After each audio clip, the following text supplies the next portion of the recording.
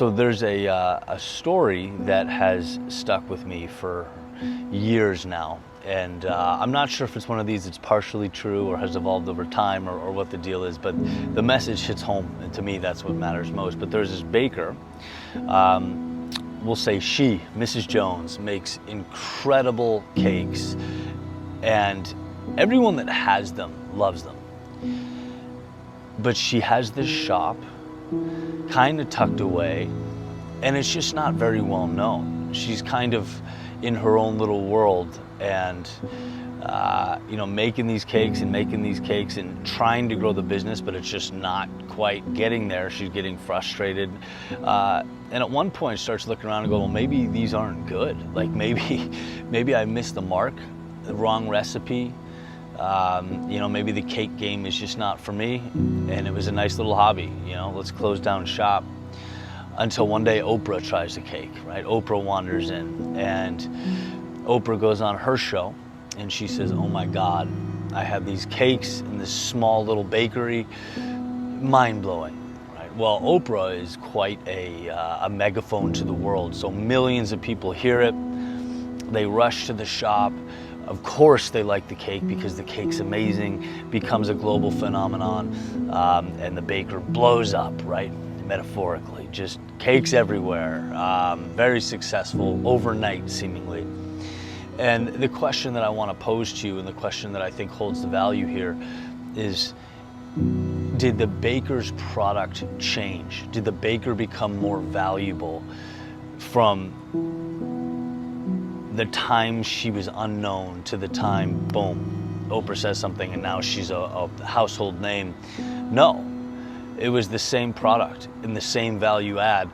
The world had just not seen it yet. And I think it's important to realize amidst the frustration of life, when you're not recognized for your, whatever your initiative is, whatever you're working on, whatever you're providing to the world, your output. Sometimes it can be frustrating to not get that validation. You have to understand, a lot of times it's just trudging uphill until you get to the peak or your mountaintop. It's a persistence game. And the tendency often is to think, well, I'm not good enough, or I'm like, you could be insanely close. Life comes at you very quick and it changes very quick. You're always one creation away. And having that understanding, that mindset, should reframe your pursuit. Like, you could be the baker that just hasn't been seen yet. The world just doesn't know about. And to get discouraged or break down or reinvent, would be a tragedy. You have your thing, your passion, and sometimes it's about just trusting that if you continue to serve others in the world in a way that's meaningful, life will open up for you. Two things can be true at once. The world judges, sometimes unfairly, but they also judge because it's the human condition, and we're not inclined to support or believe or understand things that aren't right in front of us. So there's this idea, we'll call it a concept that I wrote called the evolution of insanity. And you picture this woman, right, who has this idea, some sort of entrepreneur. And she's wandering, kind of tinkering with this idea every once in a while, does it after work, but starts to be, consumed by it, starts to really be excited by it, love the potential, the prospect of what it could become. She starts spending more and more time on weekends, not hanging out with her friends, doing her thing. Her friends think, okay, that's a little weird. It's a little standoffish. Okay, some judgment there. And then it becomes more and more the center of her universe. And eventually she leaves her job. And now she wakes up and she's working on this thing all day. She's saying no to everything else. The people in her life are saying, wow, that's odd, that's strange. She won't, come to our gatherings, she won't do things. She's always working on this thing on her laptop, chipping away, like wasting her life. That's crazy. That's insane. What a tragedy. And she sort of endures this until suddenly something works. And she gets this spark of validation, which becomes momentum. And just the snowball grows. And it's like, okay, this is working, this is working, this is working. Now it's real. Now people can see it. And, you know, those very same people who sort of pushed her off as crazy are saying, whoa, you're so lucky. That's pretty cool. Like, can you show me that? Can you teach us how to do that? You're standing on this mountaintop. Like, how can we stand on a mountaintop? Again, you're so lucky to be there. And she says, lucky? Do you know what I endured for this? Right? To call me lucky, you must be insane. Right? And it's like this sort of flipping the narrative on its head. Right? It's everyone wants what they're not willing to do themselves. And I think that's an important thing to remember. Just everything's crazy until it's not. If you walk down the street, you can truly look to your left and right and perceive the world around you as a culmination of acts of courage. From the cars that are driving by you, to the buildings, to the small businesses, to everything you see, street signs. Like, everything at one point was an idea or a concept that did not exist until someone had the courage to engage in the risk for the upside. I think I can bring this to the world. I think I can take this idea to market. There's an opportunity here, and it may fail, but I'm going to go all in. These are the things that are crazy until they're not. No one believes them, no one cares, they don't matter, until all of a sudden they do matter. Till all of a sudden your invention or your idea or your concept is in the hands of hundreds, thousands, millions of people, right? So just remember that. Sometimes it can be hard navigating a world without the support you want or feel you deserve.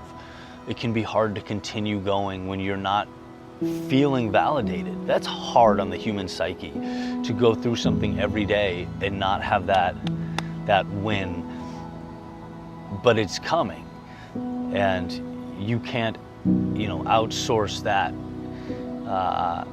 You can't depend on others to be that source of light for you. You have to be it for yourself. You have to dance before the metaphorical music plays.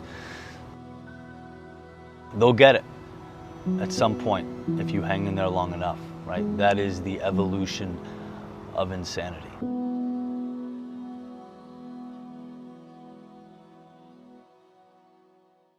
What you're not changing, you are choosing. In other words, nothing happening, or quote unquote the same, is a decision. We just don't think of it that way.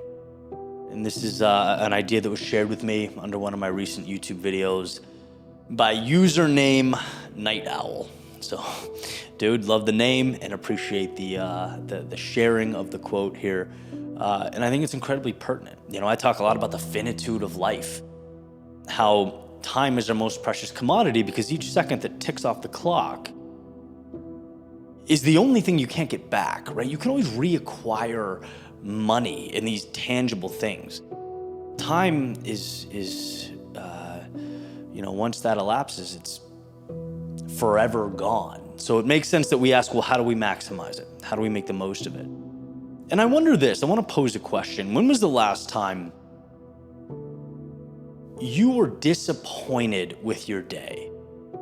Not because you did something, but because it was underwhelming, because it felt like that sort of cyclical 24 hours. You didn't make any steps towards your goals. You didn't feel like you made progress. It was just more of the mundane. And you thought to yourself, I allowed this.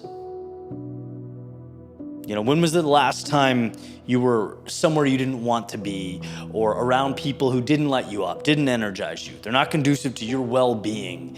And you thought, I chose this. A lot of times we just assume we have to do these things because it's life and it's outside of our control. The vast majority of the time, that's simply not the case.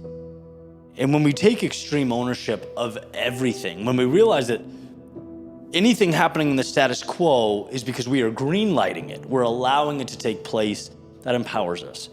Right? If you think of your life as an arena, it takes you from the stands as an observer.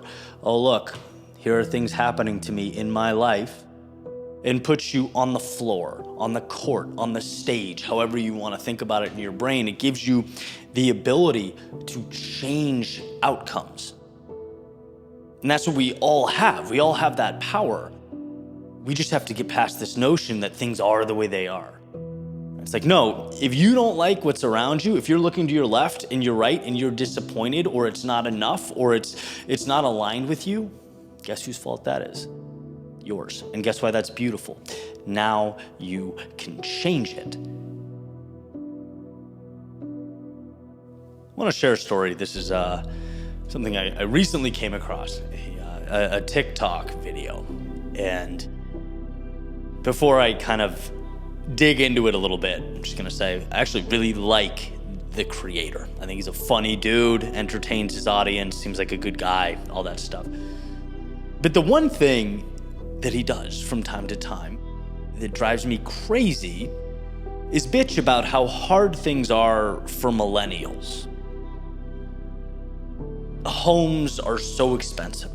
Jobs simply don't pay enough. It's way too difficult to meet people. Boomers had it so much easier. You know, it's like the same song and dance.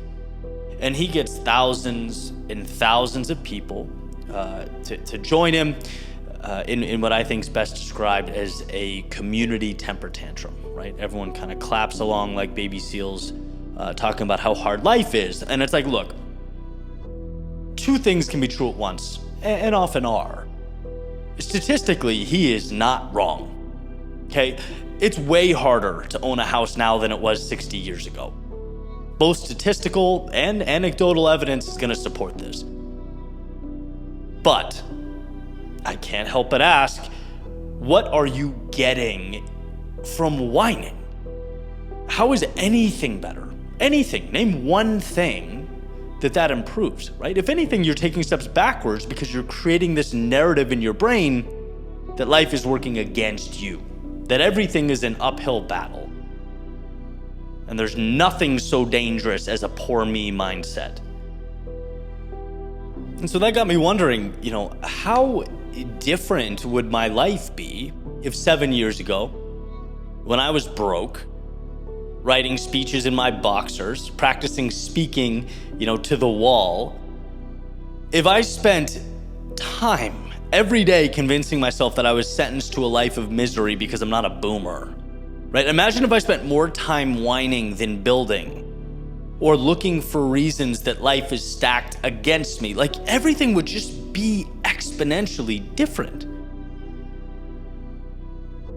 And as I'm speaking this, I get it. I'm 37. I'm kind of the old man wagging his finger at people on TikTok already, I guess. But I just feel compelled to do it because I've walked through a little bit of fire. And I can tell you that if I allowed that thought pattern to consume me, I would be way worse off than I am now, right? I'm saying this out of love, believe it or not, out of concern. When the currency shifted on these social platforms to victimhood, when the incentive became garnering the most sympathy under one's videos, people started gravitating away from their power in order to be patted on the head and told, it's not their fault. Another quick anecdote. A few years back, I think I've talked about this before, I did a run across Texas with some friends. It was like 500 miles all in all, the route we went.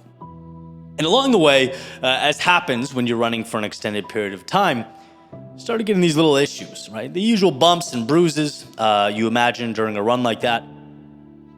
And we paused and we were grabbing some water, taking a little breather. And I start talking about my knee and how it's killing me. And my friend Tom, who one of my best friends, he's a little bit older and sometimes, doesn't shy away from some tough love. He goes, Ed, I'm not a doctor, so I don't know what you're going to get from telling me. He's messing with me a little bit, but there is truth to that, right? Like, what could I have possibly gotten from that exchange other than sympathy? And what's sympathy worth? I think nothing. Like, there was a little moment that ended up being not so little. I've learned to become my own biggest fan. That's not always the easiest thing to do, right? Amidst the trials and tribulations of life. Right? I'm there for myself. I give myself grace, right? But sometimes what I need is tough love with the knee scenario. Same thing with the millennials whining about, I guess, life in totality on TikTok, with anyone talking about anything they aren't happy with in their lives. And I think the real value is in this phrase. Do something to change it, or shut up. If you're not content with the status quo, be the change, or stop talking about it. Sympathy has never been a valuable thing in my life, right? Pity from others has never helped me. And even though seeking it may feel good in the moment, it's like this distraction from the introspection that needs to occur, it's still ultimately a mirage. It's a trick, a trap. You don't want it, as pretty as it may seem in the moment. If you don't like something, fix it. Because you can. Start working towards a solution. Because you're powerful enough to do that. Always. And so when you've noticed time go by and there's that reoccurrence of that which is, again, not conducive to your happiness or well-being, when you feel that temptation to seek validation and pity for your experience, please let this be a reminder. Your strength is not in garnering sympathy, it's in fixing it. It's in changing your life. It's in pivoting and adjusting. You are a fixer, a doer. You are a maker of worlds. Not someone who bows their head and concedes to their current reality. And so, I'll end again with a little refresher on my pal Night Owl's quote. What you are not changing, you are choosing. You are choosing it when you're upset. You're choosing it when you vent and complain. You're choosing it when you throw your arms in the air and proclaim it's all out of your hands. It's all a choice. And the good news, the message, the takeaway, the saving grace is you were given the power to script your own narrative and write your own story. Don't waste that. Don't let that slip away. Choose not to accept the now, but rather to create the ideal.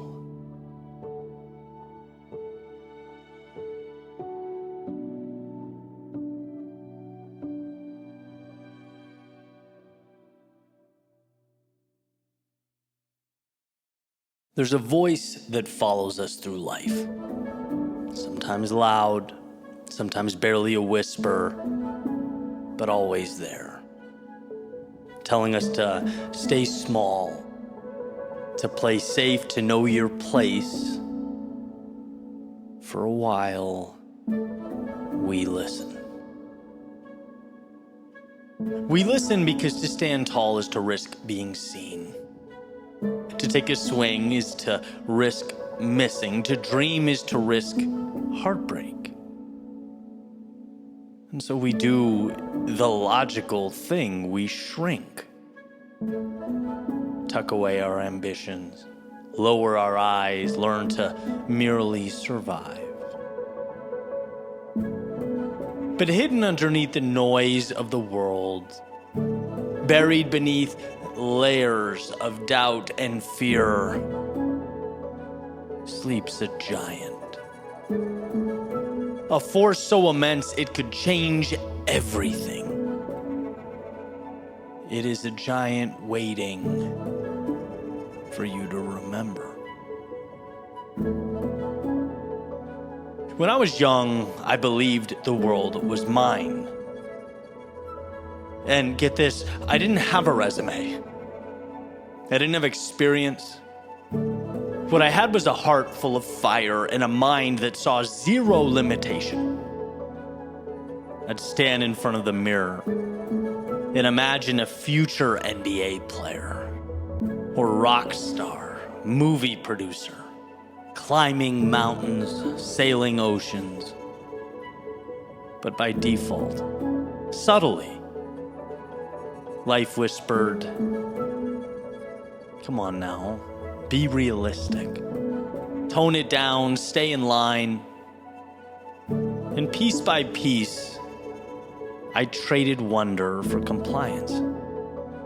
I traded dreams for routines. I traded what my heart wanted for society's instruction manual.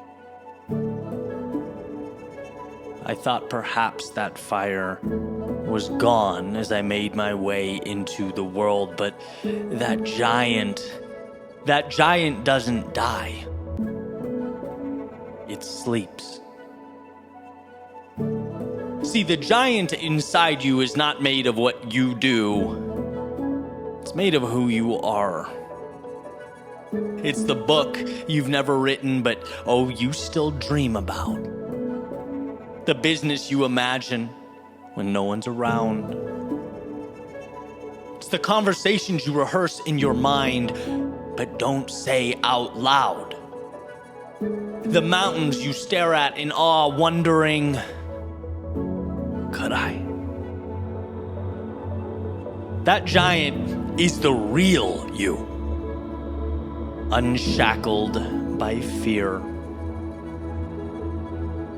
It's that song you've never sung, but still your soul knows every word.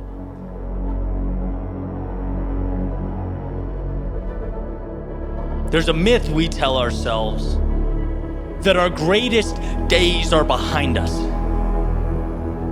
that our magic is somehow lost. But the truth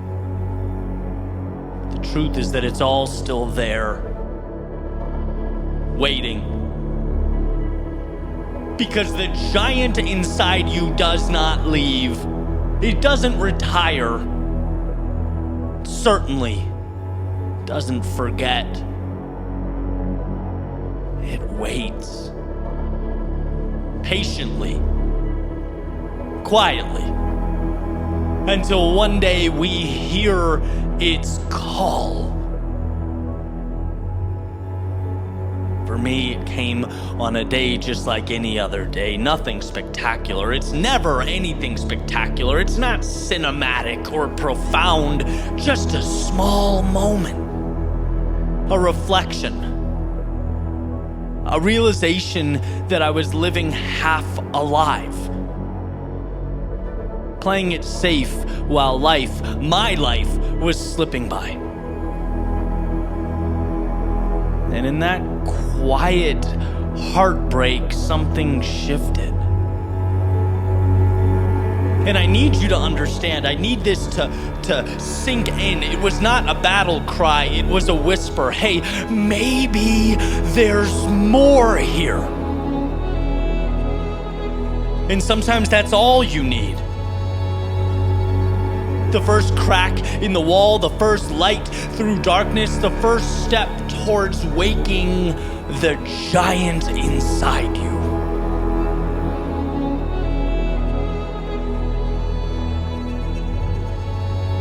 When the giant stirs, the world changes. You start moving differently, speaking differently, choosing differently. You no longer ask for permission. You no longer seek validation. You no longer apologize for wanting more. It is your right. You realize you were never meant to live small. You were never meant to fit in. No, you were here to build. and dream and climb and dance and shout your truth into the heavens with a voice so loud that the very mountains echo it back. You were made to live. Because the truth is, you're not broken. And as hard as this feels, you are not lost, you are not late, you are simply asleep. But that giant is stirring, and if you put your hand over your chest, you can feel it. The world needs you awake. So today I ask you, what would happen if you answered the call? What would happen if you trusted the fire inside you even when the world told you not to? What would happen if you stopped shrinking and started standing? Because the world does not need another shadow, it needs you. It needs you alive and awake and unapologetically yourself. When fear says stay small, awaken that giant. When doubt says be quiet, let your giant speak. When life says, hey, know your place, let your giant break the walls down. There is a giant within you, and it's time to wake up. The world is waiting.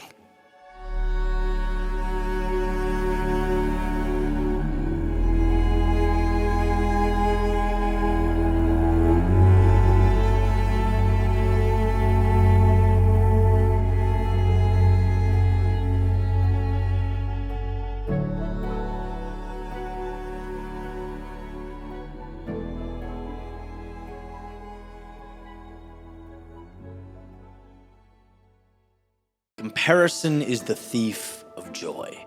We've all heard it before, and it's true. Sometimes. It seems like there's always a sometimes, or an asterisk, or a gray area. Comparison can be an incredible tool in simply reminding you that you're playing small. Maybe way too small. So from time to time, I'll use comparison to help me paint that picture, to create that outlook. Quick example. So on the shelves behind me and on my Audible library on my phone, there's a ton of books and biographies about the founding fathers and other notable American presidents. Why? Well, because they lived lives of such courage. They lived with such conviction. They just lived differently than we live today. And it forces me to ask the tough questions. It's like, well, why?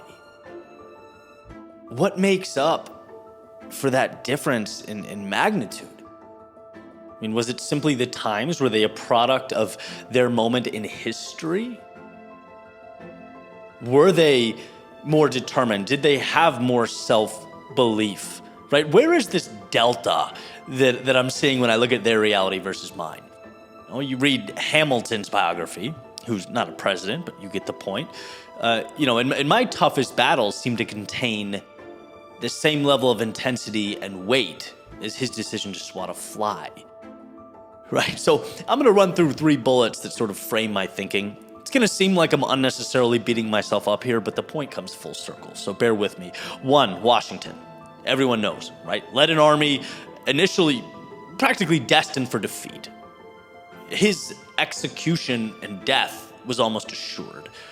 And then I'm like, okay, I led myself to the gym today. Adams crosses the Atlantic 4 times for his country. At the time, that just brought unfathomable risk, and he does it with a smile. Me, I'm procrastinating about making a phone call. Jefferson, drafting a declaration that claimed independence from the strongest, most powerful empire on earth. Me, I get butterflies before going live on Instagram. We are not the same. Why? Well, I guess first and foremost, let's make sure we're asking the right questions.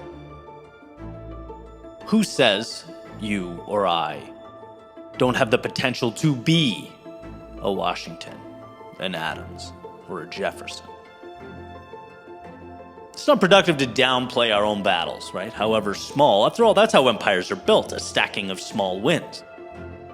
No one just arrives in a position of influence, right? And these folks surely had their own battles. That's all subjective anyway, but the comparison here is sacred to me because there is a common theme amongst all of them. And it's not hidden. You don't have to read between the lines to see it. It's self-belief, right? All of these people were in an environment where change was warranted, and all of them believed they themselves could be levers to help shift that status quo. It's like for no reason, the buck stopped with them. And you see that from childhood on. It suggests that if you believe you can be great, and I do, and by the way, so should you, then understand that it's not possessing of courage that is the issue. The issue is that you're merely holding what amounts to a bucket of it, when the true depth of your courage reaches miles and miles down beneath the surface. There is so much more, so much that is incomprehensible. The problem, Eddie, is you can't hit targets you don't aim for. If you don't stretch, there will be no growth. If you aim for a moderately sized mountaintop, that's where you'll land. You'll get a view, sure, better than the ground you stand on now, but nowhere near the view available to you had you merely thought bigger. Thought of yourself as that lever that could implement change. If your giant victory is making a phone call you were dreading, well, then that's the type of courage that will define you. I think in a perfect world, these aren't destinations, they are pit stops. They are tolls that we must pay along the way. You're capable of way bigger. Life begins when you know that. And see, I don't associate this idea as coming from a place of lack. I just think this game of life is beautiful because the journey is endless. This is a choose your own ending story. And sometimes what I need is to look around and realize I'm simply not thinking big enough. The great men and women of history that paved the way for us, they didn't stay connected to these micro problems. They moved beyond them on their way to more. They dealt with life and death. They dealt with seemingly insurmountable odds, simply in the name of their beliefs and ideals. Easy wasn't a choice, not for them. It's why their faces comprise the bookshelf behind me. Now, does everyone want or need that type of personal ascent, growth in the face of adversity? That's for you to look in the mirror and decide.